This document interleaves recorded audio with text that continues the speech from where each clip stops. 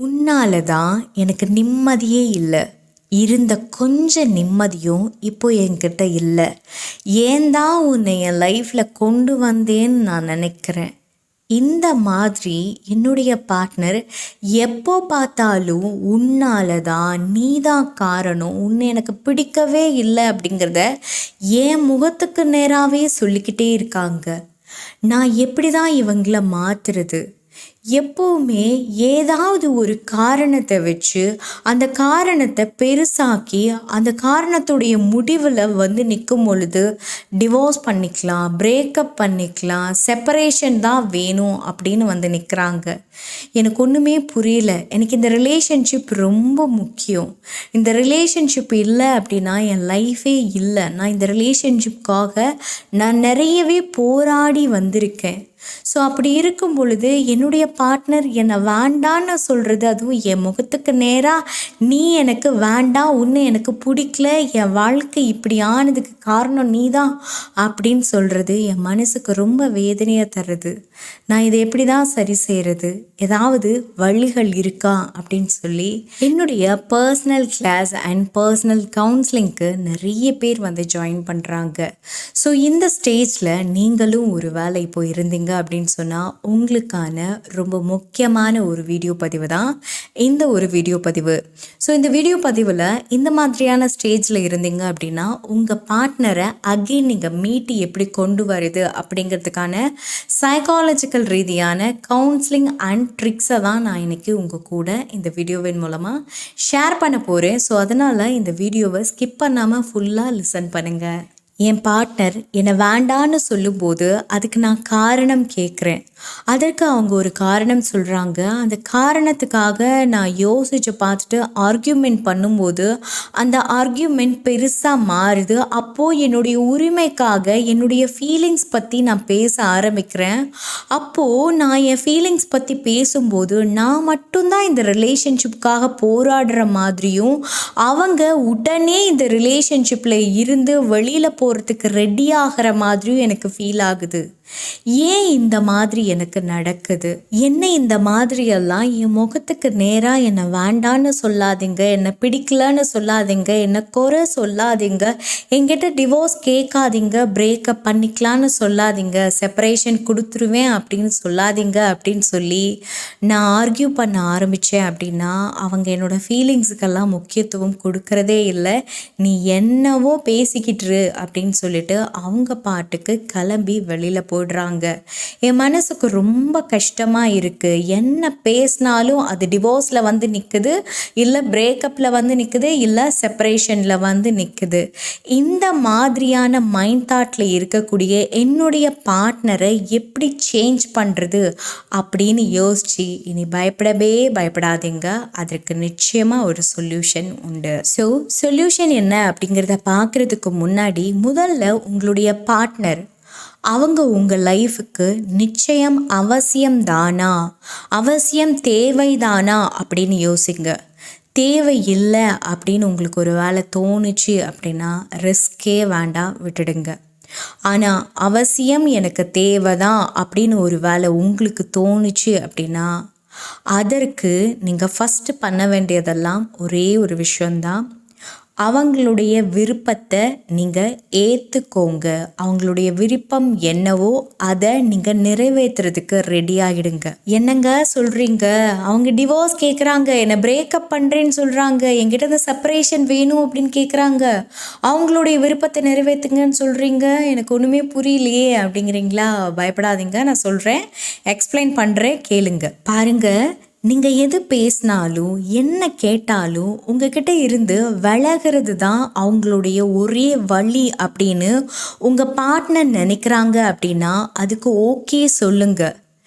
பாருங்கள், டிவோர்ஸ் பண்ணுறேன் அப்படின்னாங்கன்னா fine, breakup பண்ணுறேன் அப்படின்னா ஃபைன், செப்பரேஷனா ஃபைன், ஆனால் நான் விட மாட்டேன், எனக்கு நீங்கள் வேணும், என் லைஃபுக்கு நீங்கள் எவ்வளோ இம்பார்ட்டண்ட்டான ஒரு பர்சன் உங்களுக்கு தெரியுமா, நீங்கள் இல்லாமல் என்னோட வாழ்க்கை நல்லாவே இருக்காது அப்படின்னு நீங்கள் எவ்வளவு தான் போராடினாலும் எவ்வளவு தான் எக்ஸ்ப்ளனேஷன் நீங்கள் கொடுத்தாலும் உங்கள் பார்ட்னர் அதற்கு பதிலுக்கு பண்ணக்கூடியது ஃபைனலாக வெறுக்க மட்டும்தான் செய்வாங்க. ஸோ சைக்காலஜி ஸ்டடீஸ் என்ன சொல்லுது அப்படின்னா, எது நடந்தாலும் என்ன நடந்தாலும் எல்லா விஷயத்துக்குமே இந்த ரிலேஷன்ஷிப்பை முறிச்சிடுறது தான் கரெக்டாக இருக்கும் அப்படின்னு ப்ரோக்ராம் ஆனவங்க, அதாவது எக்ஸ்ட்ரீம் லெவலுக்கு அவங்க ஒரு குழப்பத்தில் இருக்காங்க அப்படின்னு சொல்லுது. என்ன நடந்தாலும் நீங்கள் ஒரு கை பட்டாலும் குத்தம், கால் பட்டாலும் குத்தம், சும்மா பேசினாலே குத்தம், ஏன் பேசலைனாலும் குத்தம் அப்படின்னு சொல்கிறாங்கன்னா அவங்க எக்ஸ்ட்ரீம்லி ரொம்ப ரொம்ப ரொம்ப அளவுக்கு அதிகமான குழப்பத்துக்குள்ளே போயிட்டாங்க அப்படின்னு அர்த்தம். ஸோ இவங்கக்கிட்ட நீங்கள் எந்த விதமான அட்வைஸை கொடுத்தாலும் சரி, எக்ஸ்ப்ளனேஷனை கொடுத்தாலும் சரி, இல்லை நீங்கள் எந்த முயற்சியை எடுத்தாலும் அந்த முயற்சியில் நீங்கள் தோற்று தான் போவீங்க அப்படின்னு சொல்லி சைக்காலஜி ஸ்டடீஸ் சொல்லுது. அதாவது ஏதோ ஒன்று அவங்க மைண்டில் ஸ்ட்ராங்காக ப்ரோக்ராம் ஆயிடுச்சு. இந்த டிவோர்ஸ் தான், இந்த பிரேக்கப் தான் நம்ம வாழ்க்கைக்கு கரெக்டாக இருக்கும், இந்த பிரேக்கப்பும் இந்த டிவோர்ஸும் நமக்கு கிடச்சிருச்சு அப்படின்னா நம்ம லைஃப் சூப்பராக ஆகிடும் அப்படின்னு அவங்க ஏதோ ஒரு விஷயத்தினால ப்ரோக்ராம் பண்ணிட்டாங்க. ஸோ அவங்க அப்படி கேட்கும்போது நீங்கள் அதுக்கு தடையா நோ ப்ளீஸ் வேண்டாம் அப்படின்னு நீங்கள் இந்த பர்டிகுலர் விஷயத்துக்கு சொல்லும்போது, அதாவது நிறைய விஷயங்களுக்கு நோ சொல்லுங்க அப்படின்னு சொல்லி என்னுடைய பர்சனல் கிளாஸ் ஸ்டூடெண்ட்ஸுக்கு நான் கைடு பண்ணியிருக்கேன். பட் இந்த பர்டிகுலர் விஷயத்தை பொறுத்த வரைக்கும் நோ ப்ளீஸ் ஐம் சாரி, என்னை மன்னிச்சுடு, ஏதாவது தப்பு செஞ்சுருந்தேன்னா திருத்திக்கிறேன் அப்படின்னு நீங்கள் ஏதாவது ப்ராப்ளம் இருக்கா அப்படின்னு சொல்லி எக்ஸ்ப்ளனேஷன் கொடுக்க அவங்கள அறியாமலேயே அவங்களுடைய கோபம் இன்னும் அக்ரெசிவான இடத்துக்கு தான் போகும். நீங்கள் அவங்கள வெறுக்க வச்சுக்கிட்டு இருக்கீங்க அப்படிங்கிறது தான் அர்த்தம். உங்கள் எல்லாருக்குமே புரிகிற மாதிரி ஒரு எடுத்துக்காட்டு சொல்கிறேன், கவனத்தை இங்கே வைங்க. உங்கள் பார்ட்னர் எதுக்கு எடுத்தாலும் டிவோர்ஸுன்னு சொல்கிறாங்க. உங்கள் பார்ட்னர் எதுக்கு எடுத்தாலும் இல்லை இந்த ரிலேஷன்ஷிப்பே இப்படித்தான், நான் விலகி போயிடுறேன் அப்படின்னு பிரேக்கப் பண்ண ட்ரை பண்ணுறாங்க அப்படின்னு சொன்னால் அவங்க மென்டலி ஸ்ட்ராங்காக இல்லை, அவங்கக்கிட்ட மென்டல் ஸ்டெபிலிட்டி அப்படிங்கிறது இல்லை, ஏதோ ஒரு குழப்பமான சூழ்நிலையில் அவங்க இருக்காங்கன்னு அர்த்தம். அந்த குழப்பமான சூழ்நிலை நீங்களாக தான் இருக்கணும், அந்த குழப்பமான சூழ்நிலைக்கு நீங்களாக தான் இருக்கணும் அப்படிங்கிற எந்த விதமான அவசியமும் இல்லை. அதாவது உங்களை டிவோர்ஸ் பண்ணுறதுக்கு எதுக்கு எடுத்தாலும் டிவோர்ஸ் தான் இந்த ரிலேஷன்ஷிப்புக்கும் என் மைண்டு ரிலாக்ஸ்டாக இருக்கிறதுக்கும் காரணமாக இருக்கும் அப்படின்னு நினைக்கிற ஒரு பர்சனுக்கு நீங்கள் தான் பிரச்சனையாக இருக்கணும் அப்படிங்கிற மாதிரியான எந்த விதமான அவசியமும் இல்லை. அவங்களுக்கு தனிப்பட்ட விஷயங்கள் இருக்கும் இல்லையா, அவங்களுடைய ஃபேமிலி இருக்கும், கடன் பிரச்சனைகள் இருக்கும், அல்லது எப்போவோ கடன் பிரச்சனைனால அவங்க பாதிக்கப்பட்ட விஷயம், அது எப்போவோ கடன் கூட அடைஞ்சிருக்கும், ஆனால் அந்த பர்டிகுலர் விஷயமாக கூட இருக்கலாம், அல்லது ஆஃபீஸில் இருக்கக்கூடிய அரசியலாக இருக்கலாம், அல்லது ஆஃபீஸில் இருக்கக்கூடிய குட்டி டென்ஷனாக இருக்கலாம், ஏன் ரோடில் அவங்க ஃபேஸ் பண்ணக்கூடிய டிராஃபிக்காக கூட இருக்கலாம், இல்லை முன்ன பின்ன தெரியாமல் ரெகுலர் பேசிஸில் பார்க்கக்கூடிய சில நபர்களாக கூட இருக்கலாம், சில சூழ்நிலைகளாக கூட இருக்கலாம். ஒரு காஃபி ஷாப்புக்கு போவாங்க, அந்த இடத்துல ரொம்ப அழகான ஒரு கப்பிள்ஸை பார்ப்பாங்க, ஆனால் அதே மாதிரி நீங்கள் இல்லையேன்னு கூட யோசிப்பாங்க. ஸோ இந்த மாதிரி அவங்களுடைய அந்த மனக்குழப்பத்திற்கு காரணம் எதுவாக வேணால் இருக்கலாம், இதுதான் அப்படின்னு சொல்லி பர்டிகுலராக நம்மளால் கணிக்க முடியாது. உங்கள் பார்ட்னர்கிட்ட கலந்து உரையாடாமல் அவங்க இந்த விஷயத்தில் தான் பாதிக்கப்பட்டிருக்காங்க அப்படின்னு நம்மளால் கணிக்க முடியாது. அதற்கு பதிலாக இந்த வீடியோவை நீங்கள் மட்டும்தானே பார்த்துட்ருக்கீங்க, அப்போ நீங்கள் மட்டும்தான் புரிஞ்சுக்கிற மாதிரி இருக்கும். ஸோ உங்களுடைய பார்ட்னர் அந்த குழப்பத்தை எப்படி வேணாலும் ஏற்படுத்தியிருக்கலாம், ஆனால் அந்த குழப்பத்துடைய விளைவாக சம்டைம்ஸ் அவங்களுக்குள்ள ஒரு கோபம் ஒன்று கிரியேட் ஆகும். அந்த கோவத்தை அப்படியே கொஞ்சம் டம்ப் பண்ணி வச்சு அதை வெறுப்பாக கிரியேட் பண்ணுவாங்க. அந்த வெறுப்பு வேற யார்கிட்டையாவது காட்ட முடியுமா? முடியாது இல்லையா? ரொம்ப ஈஸியாக காட்ட முடிஞ்ச ஒரே ஆள் யாருன்னா நீங்கள் தான், அவங்களுடைய பார்ட்னரான நீங்கள் தான். ஸோ உங்ககிட்ட அதை அவங்க காட்டுவாங்க. அதாவது ஏதோ ஒரு காரணம், சாப்பாட்டில் உப்பு இல்லை, குழம்புல மிளகாத்தூள் நிறைய போட்டுட்டேன். ஸோ இதையே காரணமாக வச்சு டிவோர்ஸ் பண்ணிக்கலாம் அப்படிங்கிற ஒரு மனநிலையை அவங்க க்ரியேட் பண்ணிப்பாங்க. அதாவது நீங்கள் சரியாக சமைச்சு கொடுக்கல, அதனால தான் என்னால் நிம்மதியாக இருக்க முடியல அப்படிங்கிற மாதிரி அவங்க ப்ரோக்ராம் பண்ணிப்பாங்க. இதுவும் ஒரு விதமான பர்சனாலிட்டி டிஸார்டர் தான். அவங்களுக்கே தெரியாது நாம் எதனால் கோவமாக இருக்கோம், நம்ம எதனால் குழப்பமாக இருக்கோம், நாம் ஏன் ஏதோ ஒரு விஷயத்தை கொண்டு வந்து நம்ம பார்ட்னர் மேலே திணிக்கிறோம் அப்படிங்கிறத அவங்களாலேயே கரெக்டாக கண்டுபிடிக்க முடியாது. ஆனால் ஏதோ ஒரு காரணத்தோடு உருவான ஒரு குழப்பம், எங்கேயோ ஏதோ ஒரு விஷயம் நடந்திருக்கும், அதை பார்த்து அவங்க தாழ்வு மனநிலையாகி அந்த குழப்பத்தோடு ஒரு கோவத்தை க்ரியேட் பண்ணி அந்த கோவத்திலிருந்து ஒரு வெறுப்பை எடுத்துகிட்டு வந்து அதை உங்கள் மேலே திணிக்க ஆரம்பிச்சிடுவாங்க.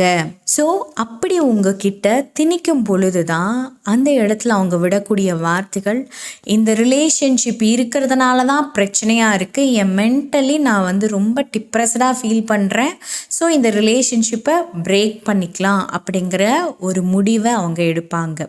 ஸோ இப்படி ஒரு முடிவு அவங்களுக்கு கரெக்டாக என்னன்னும் தெரியாது, எங்கே போகிறோன்னும் தெரியாது, எதனால் இது உருவாச்சுன்னு தெரியாது. அப்படி இருக்கிற ஒரு பர்சன் கிட்ட நீங்கள் எக்ஸ்ப்ளனேஷன் கொடுத்தாலும் அவங்களுக்கு கோவம்தான் வரும். இல்லை அவங்கள பற்றி உங்கள் ஃபேமிலியில் இருக்கவங்கக்கிட்டேயோ அல்லது உங்கள் ஃப்ரெண்ட்ஸ் கிட்டேயோ டிஸ்கஸ் பண்ணி அது அவங்க காதுக்கு போச்சுனாலும் அங்கே அவங்களுக்கு கோவம் வரதான் செய்யும்.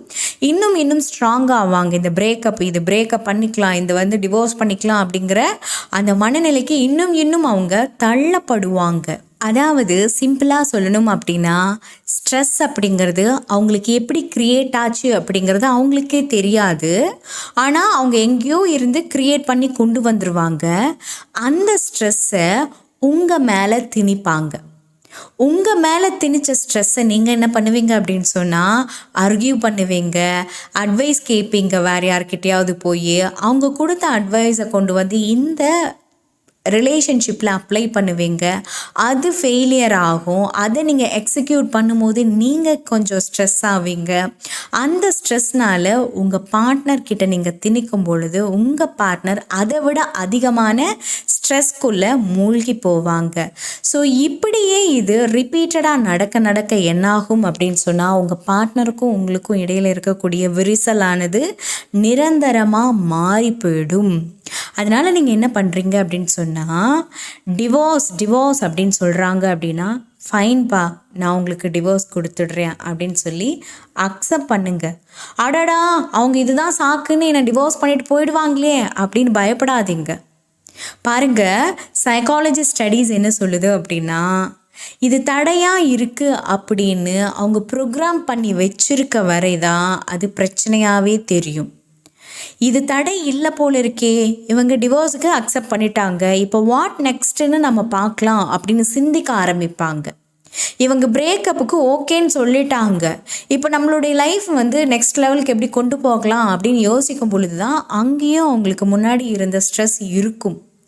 அந்த குழப்பம் குறையவே குறையாது, அந்த கோபம் குறையவே குறையாது. அப்போது தான் அவங்களுடைய பிரெயினுக்கு எட்டும், அப்போது நம்மளுடைய ஸ்ட்ரெஸ்ஸுக்கு காரணம் நம்மளுடைய பார்ட்னர் இல்லையா, அவங்கள தான் நம்ம முடிச்சு கட்டிட்டோமே, அவங்களுக்கு தான் நம்ம டிவோர்ஸ் கொடுக்குறதா சொல்லிட்டோம், அவங்களும் அக்செப்ட் பண்ணிட்டாங்களே, பிரேக்கப் பண்ணிட்டோம், அவங்களும் அக்செப்ட் பண்ணிட்டு போயிட்டாங்களே, இப்போ எதுக்கு நமக்கு ஸ்ட்ரெஸ்ஸாக இருக்குது அப்படிங்கிற தாட் அவங்களுக்கு அப்போது தான் க்ரியேட் ஆகும் அப்படின்னு சொல்லி சைக்காலஜி ஸ்டடி சொல்லுது.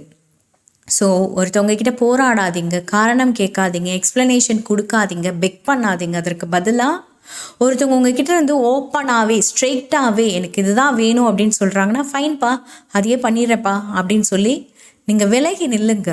அது எவ்வளோ தூரம் போகுதுன்னு நல்லா பாருங்கள். 10 நாள் கூட அது தாங்காது. கண்டிப்பாக நம்மளுடைய ஸ்ட்ரெஸ்ஸுக்கும் நம்மளுடைய டிப்ரெஷனுக்கும் காரணம் இவங்க இல்லை அப்படிங்கிறத கரெக்டாக புரிஞ்சுப்பாங்க. புரிஞ்சுக்கிட்டு அகெயின் உங்கள் லைஃப்பில் அவங்க வந்து சேருவாங்க. பயப்படவே பயப்படாதீங்க. இது ஹோப்ஃபுல்லாக ஃபாலோ பண்ணுங்கள். நிச்சயமாக உங்களுக்கு ஒரு நல்ல ரிசல்ட் கிடைக்கும். வார்த்தைகளாக மட்டும்தான் இந்த மாதிரியான நபர்கள் டிவோர்ஸ், பிரேக்கப், செப்பரேஷன் அப்படிங்கிற விஷயத்தெல்லாம் ஷேர் பண்ணுவாங்க. மற்றபடி இதை எக்ஸிக்யூட் பண்ண மாட்டாங்க. ஸோ தைரியமாக இருங்க. ஏன்னா இவங்களே ஒரு மிகப்பெரிய குழப்பமான குழப்பவாதிகள். ஸோ அதனால் பயப்படாதீங்க. ஸோ இது சம்மந்தமாக உங்களுக்கு வேறு ஏதாவது டவுட் இருக்குது அப்படின்னு சொன்னால் கீழே கமெண்ட் பாக்ஸில் எங்கிட்ட கேளுங்க. அல்லது எங்கிட்ட பர்சனலாக லைஃப் கோச்சிங் எடுத்துக்கணும், அல்லது லா ஆஃப் அட்ராக்ஷன் ரிலேட்டடான classes, love attract, money attract, job attract, இது போல் ஏதாவது உங்களுக்கு வாண்டட் இருக்குது அப்படின்னு சொன்னால் கீழே டிஸ்பிளே ஆகிட்ருக்கக்கூடிய நம்மளுடைய வாட்ஸ்அப் கான்டாக்ட் நம்பருக்கு மெசேஜ் பண்ணுங்கள். நான் 2 புத்தகங்கள் எழுதியிருக்கேன். ஒன்று பேராற்றலின் பிறப்பிடம், மற்றொன்று உறக்கத்தின் உளவியல். இந்த 2 புத்தகங்களையும் நீங்கள் வாங்கி படிக்கணும் அப்படின்னு நினைக்கிறீங்கன்னா புத்தகத்துடைய லிங்க்குகளை டிஸ்கிரிப்ஷனில் கொடுத்துருக்கேன். மறக்காமல் புத்தகத்தை வாங்கி படிச்சுட்டு உங்களுடைய கமெண்ட்ஸ் எங்கிட்ட ஷேர் பண்ணுங்கள். தேங்க்யூ.